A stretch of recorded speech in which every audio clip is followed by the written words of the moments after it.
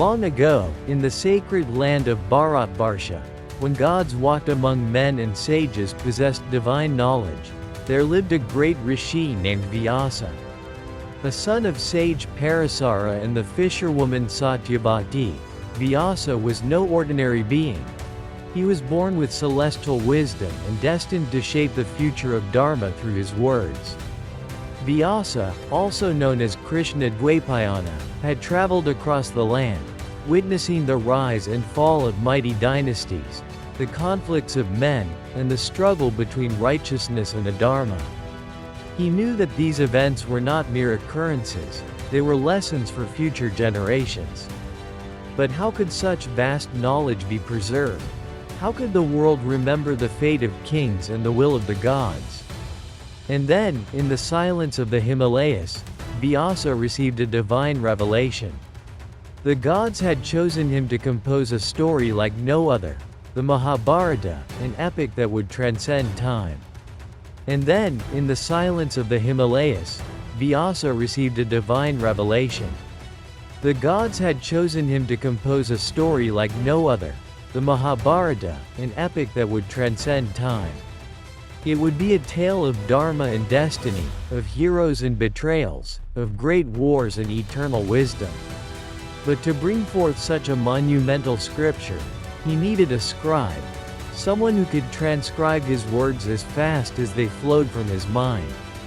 Moved by Vyasa's devotion, Lord Brahma appeared before him. "O great sage," he said, "the task before you is immense. The Mahabharata shall be the fifth Veda, a scripture for all mankind. But you will need help. Seek none other than Lord Ganesha, the remover of obstacles, to be your scribe." Vyasa did as he was instructed. With unwavering faith, he meditated upon Lord Ganesha, the patron of wisdom and knowledge. But on one condition: you must dictate the epic without pause. If you stop, I shall cease writing. Vyasa, wise as ever, smiled at Ganesha's condition. "So be it, Lord," he said, "but you too must understand every verse before writing it down." And thus, a divine agreement was made. The greatest scripture of all time was about to take form. And so, the Mahabharata began to take shape. For days and nights, Vyasa composed without rest, narrating the great tale of the Kurus, the Pandavas, and the war that changed history.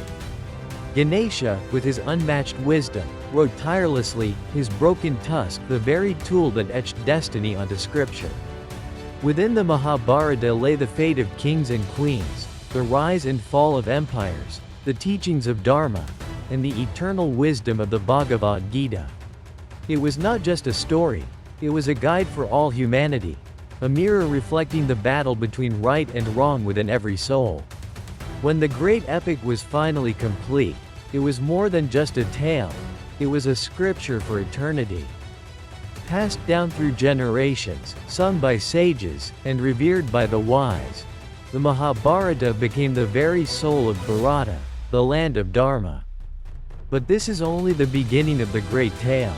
Who were the mighty warriors destined to fight the greatest war? What led to the battle of Kurukshetra? And what role did fate and free will play in shaping the destiny of mankind? The answers await, as we continue our journey into the Mahabharata.